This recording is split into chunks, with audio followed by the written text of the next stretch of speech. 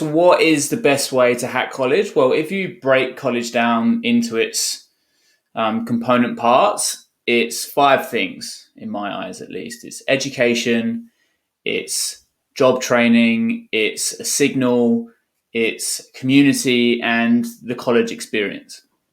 So if you just disregard the idea of college as you have it in your head now, how can you get those five things in another way? Well, education, we know now you don't have to go to college to get an education. Job training, there are many ways that you can prepare for the world of work without going to college, and probably better ways. Signal, you can get, if you want a degree, you can get a degree extremely cheaply. It doesn't have to cost $200,000. There's a lot of ways to do that nowadays.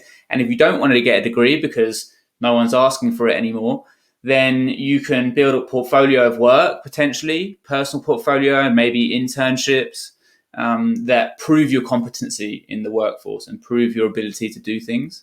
You don't need that piece of paper anymore to provide that signal. Community, you can get that outside of a college campus.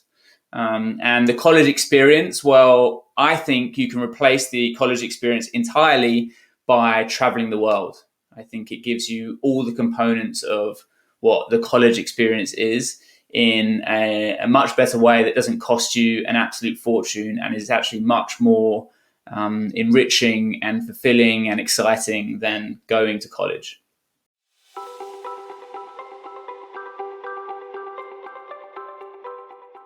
So I think you can actually replace college entirely by combining learning online with traveling the world. And yeah, you can find online educational resources through online colleges if you want to, or you can use resources like Udemy, Udacity, Coursera, or all the open courses of prestigious universities like MIT, Stanford, and Harvard. And you can live abroad extremely cheaply. Digital nomads know this now, that you can live abroad in places like Bali, Chiang Mai, Morocco, Costa Rica, Mexico, extremely cheaply. Easily, those countries at least, for less than $1,000 a month, which may well be less than you're spending living on campus, especially in the US. So you can combine these two things that are broadly what college is, living, away from your parents and learning useful things online by combining these two things, travel and online education.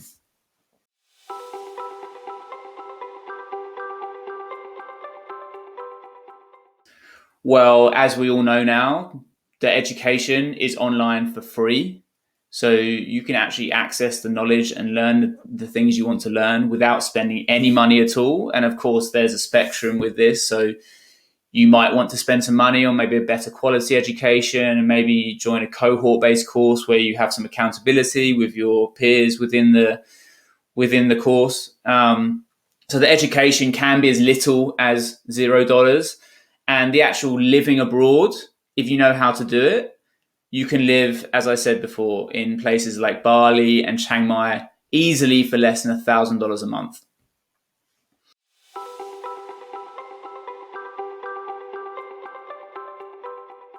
Of course, on a case-by-case basis, it varies, but it can be incredibly cheap. It can be less than $1,000 a month. I've done it myself.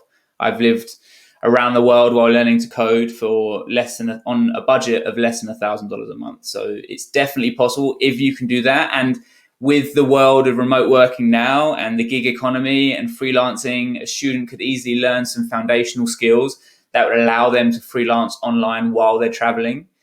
And as I said, all you need is $1,000. So if you can find a way to earn $1,000 a month online, you can actually live and travel the world perpetually, taking this approach to replacing college.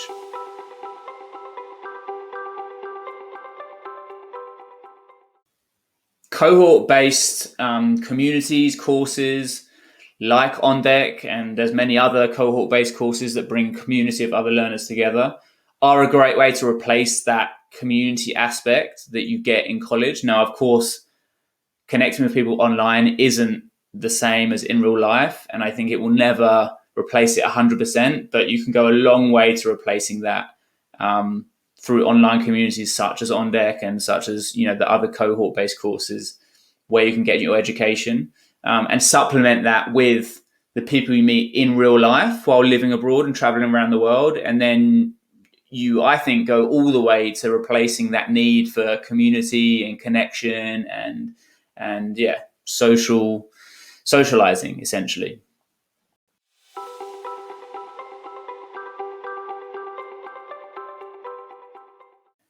And what is the best way to try this out as a student? What is the minimum viable product for this? I think, as with anything, just dip your toe in it. Maybe go to somewhere closer to home for a month and try it. Try learning online, whatever it is you're interested in, and living away and finding your own accommodation, and you can kind of develop into it. You don't have to commit to, I'm going to travel for 4 years around the world or getting my degree or getting my education online. You can try it for a month, and then if that goes well, maybe have another trip for 3 months and live in 3 different locations. You can progress from there.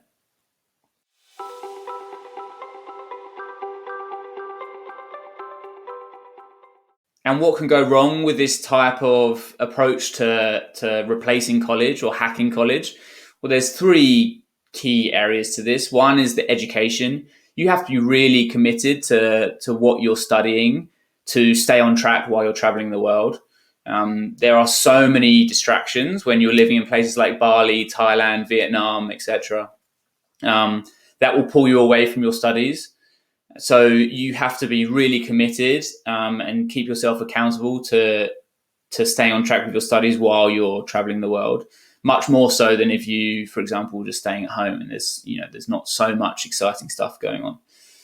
The second is just travel itself. Of course, if you're not an experienced traveler, then whether it's while you're studying online and traveling, or whether it's just if you're backpacking, there's a lot of things and a lot of mistakes you can make while traveling the world. So that's an important point to consider. Have you got the experience in traveling and living in these more developing countries that are going to keep you out of trouble, essentially?